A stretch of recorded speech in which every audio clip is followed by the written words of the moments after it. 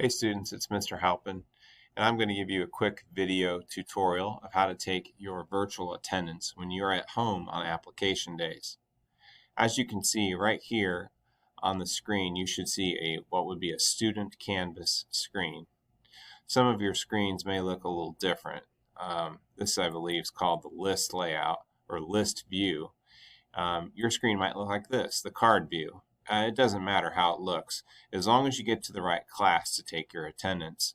There is a class called Raymond Park Intermediate and Middle School, or RPIMS. You can click on that course, or you can even go over here to Courses and click on it there. Once you click on it, it will look like this, and you will see the different options you can choose on the left side. You're going to want to choose Virtual Attendance. Right there, you'll want to click Virtual Attendance. Once you click on Virtual Attendance, you will see that the screen. It might say you can log in with Google, and that's totally fine. I kind of skipped ahead because I wanted to protect student privacy. But as you look at this screen, you will notice that this particular Raymond Park student has only taken attendance for Core Connect, and they have not taken attendance for the rest of the day.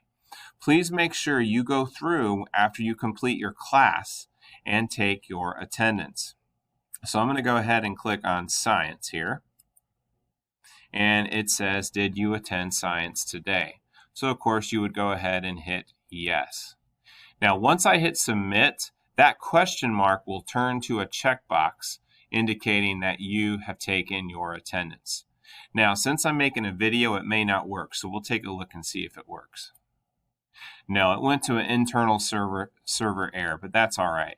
What you will notice, students, after you do this in your environment, it will change to a checkbox, and you will want to go through and do that for all of your classes.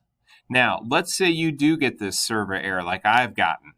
Don't give up. Just try it again later in the day. You have till midnight of the day to get your attendance taken.